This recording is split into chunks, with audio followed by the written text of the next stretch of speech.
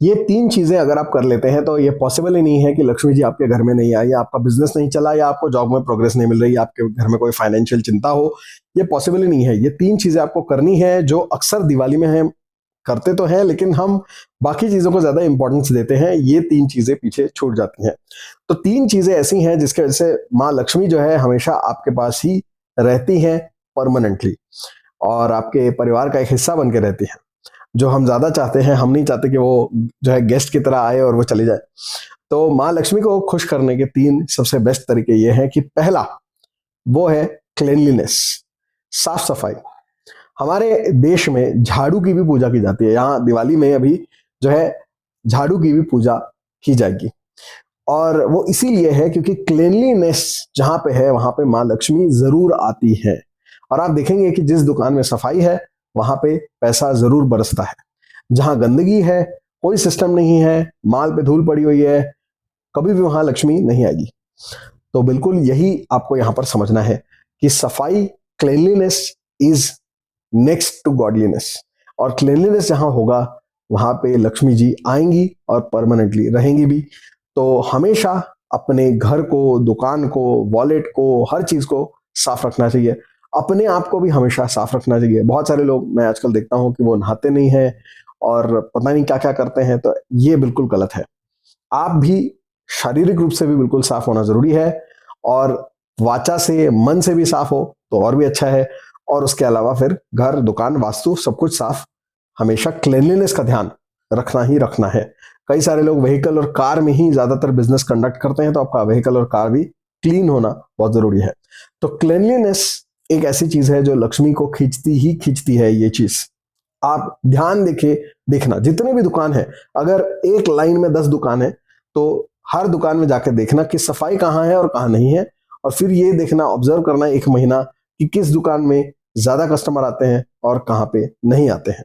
तो आपको समझ में आ जाएगा कि लक्ष्मी कहाँ आती है। लक्ष्मी वहां वहीं आती है जहां पे सफाई होती है, क्लीनलीनेस होती है। तो पहली एक प्रैक्टिकल रेमेडी है, मैग्नेट की तरह काम करती है लक्ष्मी जी के लिए, वो है cleanliness, number 1। Number 2 is gratitude. Gratitude यानी कि जो भी आपके पास अभी है, चाहत तुम्हारी कितनी भी हो, क्योंकि पैसे की चाहत सबको है। जिसके पास 100 करोड़ है वो भी चाहता है कि उसके 500 हो, 500 वाले को चाहिए कि 1000 हो, 1000 वाला चाहता है 10,000 हो, 10,000 वाला चाहता है कि 10 लाख करोड़ हो। इसकी कोई सीमा नहीं है, ठीक है। Ambani has 11 lakh crore, he I am sure he wants 1 crore whatever. तो बेसिकली इसका कोई एंड नहीं है। लेकिन जो आपके पास है अभी, जितने भी हैं अभी, आपका जो भी आपकी सैलरी है, 50,000 है, 10,000 है, डजेंट मैटर।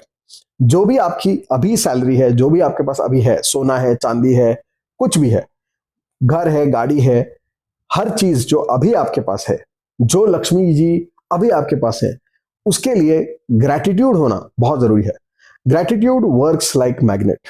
ग्रैटिट्यूड होना चाहिए, अप्रिसिएशन होना चाहिए जो है उस चीज का, उन चीजों का, उस वेल्थ का, उस अबंडेंस का। तभी आप और ज्यादा अट्रैक्ट कर सकते हैं। पैसा ही पैसे को खींचता है, लेकिन कब? जब आप जो पैसा है उसके लिए ग्रेटफुल रहें, तब वो पैसा दूसरे पैसे को खींचता है।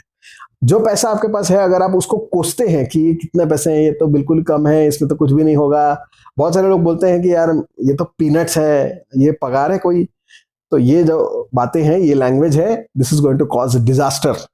तो इससे आप जो है ग्रैटिट्यूड के ऑपोजिट जा रहे हैं, और जिसके कारण लक्ष्मी जी आपके घर से चली जाएंगी, आपके पड़ोसी के घर।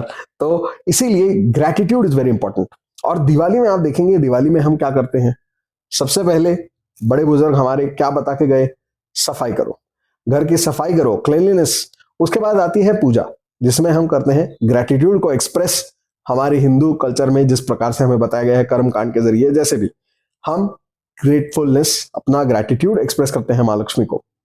और फिर थर्ड स्टेप जो है वो है सबसे इंपॉर्टेंट, वो है चैरिटी, वो है सेल्फलेसनेस, वो है फिलैंथ्रोपी। क्या आप दान कर सकते हैं? दान कर सकते हैं तो लक्ष्मी जी आपके पास जरूर आएंगी। और अगर आप 10 रुपए देंगे तो आपके पास 100 रुपए कहीं ना कहीं से आएंगे जरूर। अगर आप 1000 देंगे तो 10,000 आपके पास आएंगे जरूर। और ये एक लॉ ऑफ अबंडेंस है। और लॉ ऑफ कर्मा के बारे में भी मैंने पहले बातें की हैं अपने वीडियोस में, कि law of karma is not कि आपने एक चीज की और बस आपको वापस एक चीज मिली, आपने 100 रुपए दिए और आपको वापस 100 रुपए मिले। No, law of karma is a law of abundance. आप जो भी सीड प्लांट करेंगे in the form of karma, वो चीज मल्टीप्लाई होकर आपके पास वापस आएगी। ये हमेशा आपको याद रखना है। अगर आप जो है भगवान का नाम एक बार भी लेंगे, एक माला भी जपेंगे, तो उसका फल आपको बहुत ज्यादा मिलेगा। अगर आप 100 रुपए भी दान करेंगे तो आपको कई हजार भी मिल सकते हैं। तो जो भी आप करेंगे उसका मल्टीफोल्ड होके आपको वापस मिलेगा। तो इसीलिए charity, giving is very important. मैंने इसके ऊपर एक वीडियो भी बनाया था कि जितने भी रिच कम्युनिटीज हैं पूरी दुनिया में, चाहे वो जूस हो, चाहे कोई और हो, और चाहे हमारे देश के जो बनिया है या गुजराती या मारवाड़ी, जो भी आप समझो, Sindhi, Parsi, they are all giving. वो सब लोग चैरिटी करते हैं। अब आप उसको कुछ भी कहो, बहुत सारे लोगों को इससे भी तकलीफ होती है, वो बोलते हैं नहीं उनका जो है कोई कॉर्पोरेट वो होता है, कुछ लोग जो है झूठ नकली चैरिटी करते हैं। जिसकी नकली चैरिटी होती है वो चीज एक्सपोज भी होती है और फिर वो बाद में नुकसान में जाता हुआ नजर भी आता है। और जिसकी चैरिटी असली होती है वो हमेशा टॉप पे ही जाता है, कभी नीचे नहीं आता, वो ऊपर ही जाता है। तो आप देखेंगे कि हमारे देश के बहुत सारे जो अमीर सबसे लोग हैं वो बहुत ज्यादा चैरिटी करते हैं। अजीम प्रेम जी हो, even Ambanis are into it and a lot of people, Tatas, Ratan Tata, कितनी सारी चैरिटी उन लोगों ने सभी ने की है और करते हैं। और अगर आप अब्रॉड जाते हैं वहां भी देख लीजिए, बिल गेट्स देख लीजिए, वॉरेन बफेट देख लीजिए। अब उनके बहुत सारे कंट्रोवर्शियल इश्यूज भी हैं लेकिन चैरिटी वो जरूर करते हैं। स्पेशली वहां पे और पीछे अगर आप जाते हैं तो वहां पे चाहे जेपी मॉर्गन हो, चाहे हो बाकी बहुत सारे लोग जैसे कि रॉकफेलर, वो भी बहुत ज्यादा चैरिटी करते थे और इसका फायदा उनके वेल्थ में ही हमको देखने को मिल जाता है।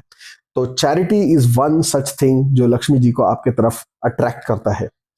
और इसीलिए आपको ये 3 चीजें हमेशा ध्यान में रखनी है, वो है cleanliness, gratitude and charity, giving. तो ये 3 चीजें आपको हमेशा मदद करेंगी। और आप देखते हैं कि हमारे जो ट्रेडिशनल रिचुअल्स हैं दिवाली के इंडिया में, वो ये तीनों को इनकॉर्पोरेट करते ही हैं, लेकिन हम उसको समझ नहीं पाते कि एग्जैक्टली क्यों और क्या करना है।